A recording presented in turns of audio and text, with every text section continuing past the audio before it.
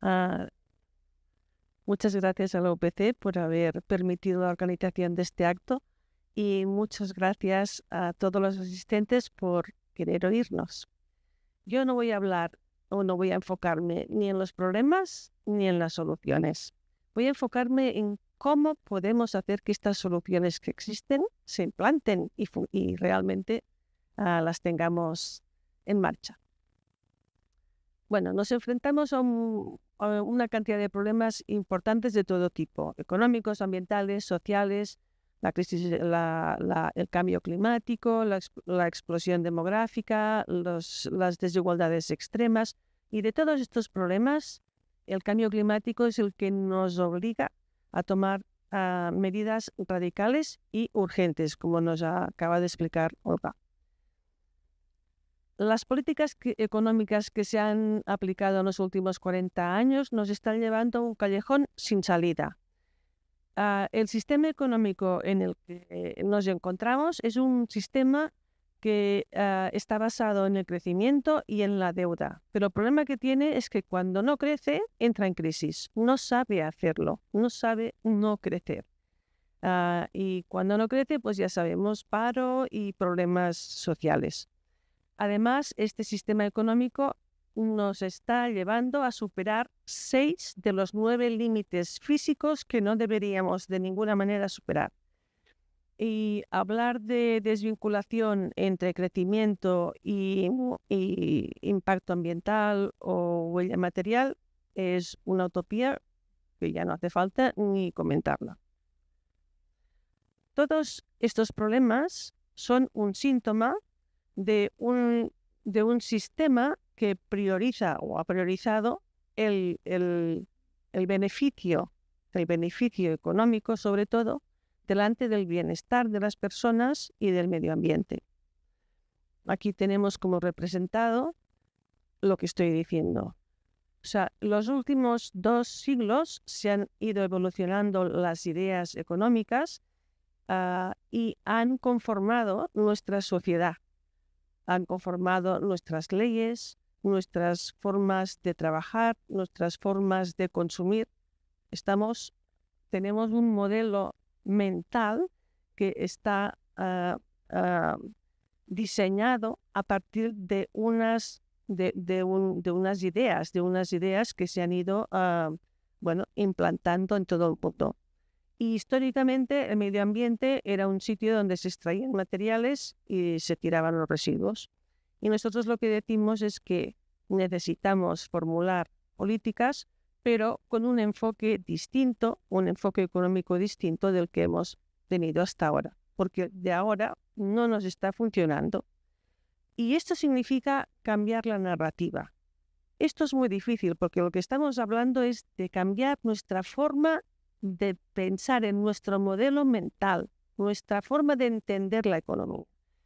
Nosotros lo representamos así. El de la izquierda es la manera antigua y nosotros consideramos que hemos de ir a la derecha, donde la naturaleza es lo que tiene que ser primordial, porque la sociedad se apoya en ella. Si la naturaleza se degrada, nosotros desaparecemos. Y la economía solo es una parte de la sociedad, la que pasa por el mercado, pero hay muchas relaciones que no pasan por el mercado. Otra forma de entender este cambio de narrativa del cual hablamos.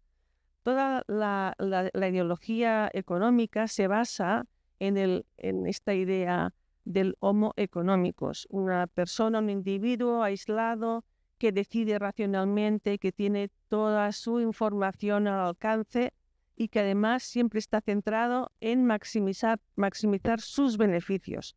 A ver, a veces sí que nos podemos comportar así, pero todos sabemos que somos personas que somos sociales, que necesitamos a los demás, que no siempre decidimos racionalmente, que desde luego no tenemos la información completa y que no siempre nos movemos por maximizar nuestro beneficio, seguro. Otro cambio de narrativa. A la izquierda, lo que estamos hablando todo el rato, el crecimiento económico indefinido. Y a la derecha, lo que también se ha comentado antes, a nuestro espacio de seguridad, para el cual no nos deberíamos mover, se representa o se puede representar entre dos círculos concéntricos. El círculo exterior marca este límite físico que no deberíamos superar. Y el límite inferior marca los fundamentos, el límite mínimo material y social que todos necesitamos para vivir dignamente. No deberíamos superar ni por encima uno ni por debajo el otro. Este es nuestro espacio de seguridad. Bueno, hablamos también del crecimiento del PIB, que ha representado la forma, ¿no?, normal o la más general para indicar el progreso. Nosotros lo que decimos es que tenemos que cambiar este índice por otra manera de representar el progreso y lo llamamos bienestar, enfocarnos en el bienestar. Aquí tenemos la gráfica del crecimiento del PIB de Cataluña, más o menos siempre creciendo, y abajo os pongo 4 índices que tienen que ver con el bienestar, en este caso también de Cataluña. Son 4 índices, 2 para toda la población, 2 para los más jóvenes de 18 años. Son el índice de pobreza o la proporción de personas que viven con riesgo de pobreza y lo que se llama el índice de privación material y social severa, es decir, aquellas personas que no llegan a cubrir este mínimo del que hablábamos, que se lo pasan mal. Bueno, pues estos índices que ves aquí abajo llevan entre 1 década y 2 décadas planos. Esto es lo que estamos hablando de enfocarnos en el bienestar en vez de enfocarnos en el PIB. De eso estamos hablando.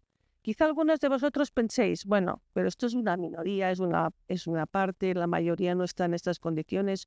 Bueno, estamos hablando de 1/4 de la población en riesgo de pobreza. Estamos hablando de 1/3 de los jóvenes en riesgo de pobreza. Estamos hablando de 1/10 parte de los jóvenes con privación material severa. Esto no son 4 gatos, ¿eh? Pero aún así podéis pensar, bueno, pero esto no nos afecta a la mayoría. Y yo digo que sí que nos afecta a la mayoría, porque está demostradísimo que cuando existe desigualdad social, esto significa descohesión social, significa inseguridad, significa violencia, significa poca confianza entre unos y otros, desconfianza también con el gobierno que no es capaz de arreglar estas cosas, y al final significa aumento de los partidos de extrema derecha, que estos sí nos lo arreglarán. O sea, la igualdad es importante, o la equidad, como decía Olga. Vale. Las Naciones Unidas en 2015 propusieron a los gobiernos unos objetivos de desarrollo sostenibles cuyo objetivo era enfocarse en el bienestar y en la salud del planeta. Hay 17 objetivos, 200 y pico metas, 200 y pico indicadores para medir estas metas, etc. La Unión Europea, de todos estos objetivos y metas, ha elegido estas que veis aquí y las considera las metas clave que tienen que cumplirse para 2030 con estas cifras que están aquí debajo. Bueno, no vamos a cumplir esto. Esta es la pregunta del millón, ¿no? Porque se supone que esto, si lo cumpliésemos, no habrían pobres y tendríamos el cambio climático controlado, entre otras cosas. Bueno, solo vamos a comentar alguno. Por ejemplo, primero, reducción de la pobreza. ¿Qué pasa en Cataluña o en España? ¿Cuáles son las metas aquí? Pues bueno, las metas son para 2030 reducir el riesgo de pobreza a la mitad y para 2030 eliminar la privación material severa para los jóvenes, para menos de las personas de menos de 18 años. Bueno, en azul y en verde veis la tendencia hasta ahora, lo que hablábamos, la línea más o menos plana. Y en rojo, la tendencia que tendríamos que tener para 2030. Vosotros mismos podéis sacar conclusiones. ¿Lo vamos a cumplir? Otro. Uso de pesticidas más peligrosos reducidos al 50%. Bueno, pues esta ley se acaba de retirar porque ya sabéis todas las protestas que han habido y además no solo eso, que sepáis que el Parlamento Europeo decidió que no se retiraba, no solo son los agricultores. Bueno, también cojo otro que es el de la reducción de los gases de efecto invernadero a 55% en 2030. A la derecha tenéis un gráfico que gracias al departamento, al grupo de investigación de Olga, pues lo utilizo y nos va muy bien. Aquí veis el gráfico de cómo deberían reducirse las emisiones de carbono en Cataluña. Fijaros dónde estamos ahora y fijaros el esfuerzo que deberíamos hacer hasta 2030. Es un esfuerzo grande, muy grande.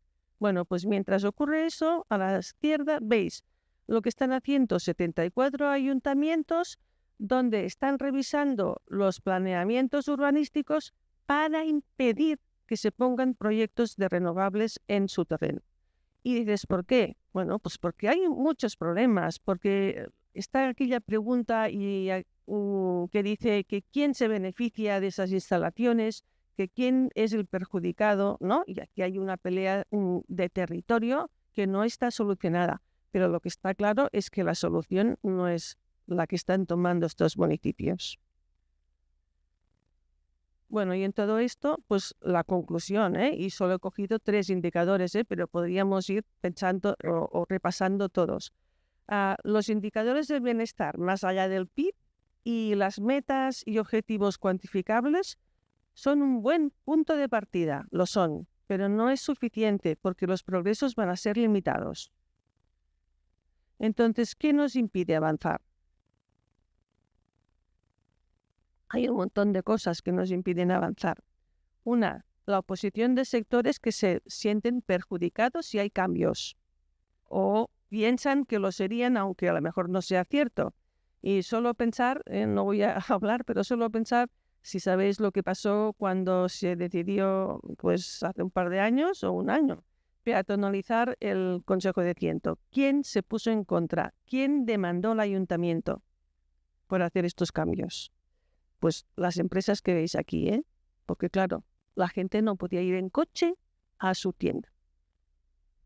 Bueno, también los ciudadanos ponemos resistencias porque no nos gustan los cambios, no nos gustan, y menos si los cambios significan o pueden significar limitaciones. El coche parece que sea, ¿no?, el representante de la libertad. Y ostras, si no vamos en coche a todas partes, esto no nos gusta, es que no nos gusta, pero cualquier otra cosa que nos pongan, Aquí hay el ejemplo de San Andreu cuando les pusieron la recogida selectiva puerta a puerta.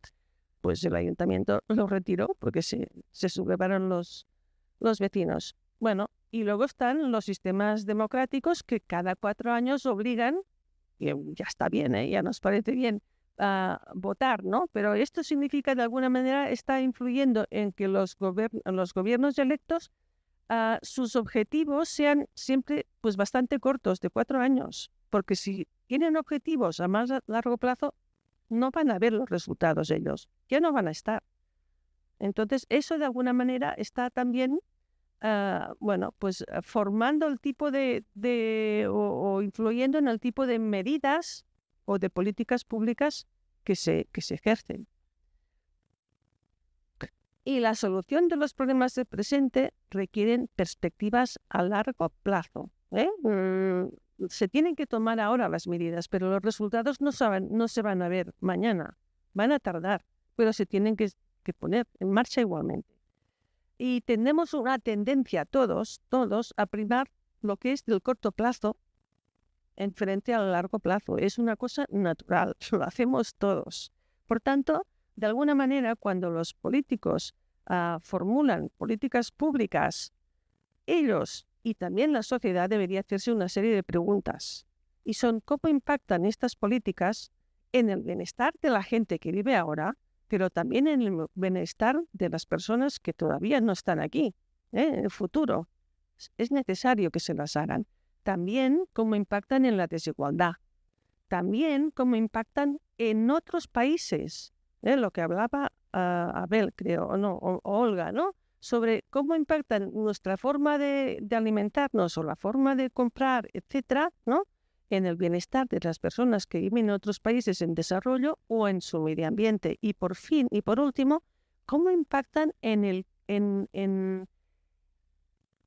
las causas de los problemas. ¿Son políticas transformadoras o son solo una reacción? Y de eso hablamos un poquito.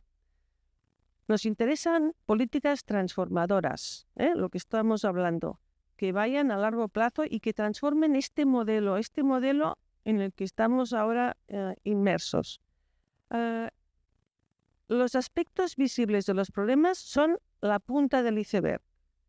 Los problemas tienen causas muy profundas, estructuras complicadas, pero que no se ven. Y lo que se ve es la punta del iceberg. Y normalmente los gobiernos se dedican a aliviar los síntomas, porque son la urgencia, ¿no? La gente se queja, tal, pues es normal, ¿no? Se dedican a intentar arreglar lo que se ve, los síntomas sobre todo. Pero si no se arreglan los problemas de fondo, la estructura de fondo, los síntomas estos continuarán, volverán. Por tanto, deberíamos pensar en, cuando hablamos de políticas públicas, no solo dedicarnos a las reactivas, es decir, acción-reacción, lo que ocurra ahora vamos a arreglarlo ahora, sino a más profundidad, a más transformadoras, que es hacia abajo, ¿vale? Y pensar lo que os digo, una política puede impactar a diferentes niveles de profundidad. El que es más costoso, lógicamente, es el que intenta transformar nuestros modelos mentales. Lo que hablábamos antes, hace un ratito, del Homo economicus, ¿no? Que era aquella persona que solo pensaba en él, que siempre pensaba racionalmente. Este modelo mental nos lleva a un tipo de economía. Si en cambio estamos pensando en un hombre, en una persona social, ¿no?, que piensa en él, pero también piensa en los demás, se desarrolla otro tipo de economía. Necesitamos este cambio de modelo mental. Vale, ¿y cómo lo hacemos para avanzar en las políticas estas transformadoras? ¿Cómo lo hacemos? Porque lo que está claro es que en una sociedad donde existe la desconfianza entre unos sectores y otros, entre los ciudadanos y el gobierno, cuando los gobiernos deciden imponer algún tipo de medida sin un consenso anterior, sin un consenso previo, estas políticas no van a salir adelante. Y lo vemos en todas las protestas generales, ahora mismo con los agricultores, porque les da la impresión, y en parte muy cierta, de que estas políticas se decidieron en la Unión Europea y que ellos no han tomado parte, y los vemos en muchas otras protestas. Entonces, nosotros lo que proponemos es un cambio en la gobernanza, en la forma de gobernar. Y lo que proponemos es que esta nueva gobernanza se centre en el futuro y esté basada en 3 principios, que son los que veis aquí: participación, imaginación o visión y integración. Y ahora vamos a explicar qué significa eso. Aquí debajo veis quién toma las decisiones, ¿no?, y quién decide las políticas: los gobiernos, los parlamentos. Y en la parte de arriba, los ciudadanos. Bueno, cuando hablamos de participación podemos hablar de eso, de las manifestaciones. Es una forma de participar. Participas cuando estás en contra de la política que te han puesto o de la que te van a poner. Es una forma de participar. Lo es. Pero nosotros pensamos que es mejor esta, en que el ciudadano participa desde el comienzo, desde que se empiezan a pensar cuáles son las decisiones que se necesitan, qué estrategias se tienen que tomar. Porque además, si se empieza a participar desde el comienzo, luego el ciudadano está más comprometido también con estas medidas que se tienen que tomar, que han formado parte a la hora de decidir. Pero para tomar estas decisiones hace falta un ejercicio de pensar cómo nos gustaría que fuese el futuro, cómo nos gustaría que fuese nuestra sociedad, nuestra población en el futuro, porque así podemos luego imaginar qué tipo de políticas. Y cuando hablamos de visión de futuro, no estoy hablando de esto, porque si os lo pregunto a vosotros cómo os gustaría que fuese el futuro, no creo que muchos dijeseis eso. Más bien nos diríais cosas de este tipo. Nos gustaría que el futuro fuese un sitio donde nos encontrásemos bien, con seguridad, ¿no? Donde las calles estén tranquilas, donde no se oiga mucho ruido, donde hayan árboles, la ciudad de los 15 minutos, donde los servicios están cercanos a donde vivimos, donde no tenemos que coger el coche para ir a trabajar. Eso es lo que todos nos gustaría. Muy bien, lo que estamos diciendo es que la participación ciudadana con una visión del futuro, eso tiene que formar parte integrada con los gobiernos.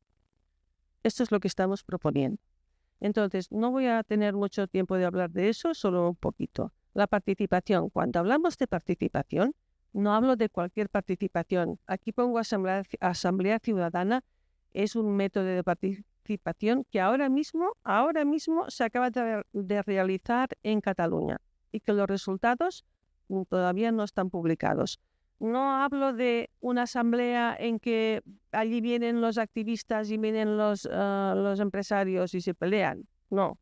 Tampoco hablo de un grupo donde están solo los expertos. Se están hablando de métodos que se usan en los cuales los que participan más o menos están representando, son representativos de toda la sociedad y se les da una información de calidad y se les permite, se les facilita un debate tranquilo del cual al final salen unos resultados, unas propuestas que se elevan al gobierno. De este tipo de asambleas me refiero.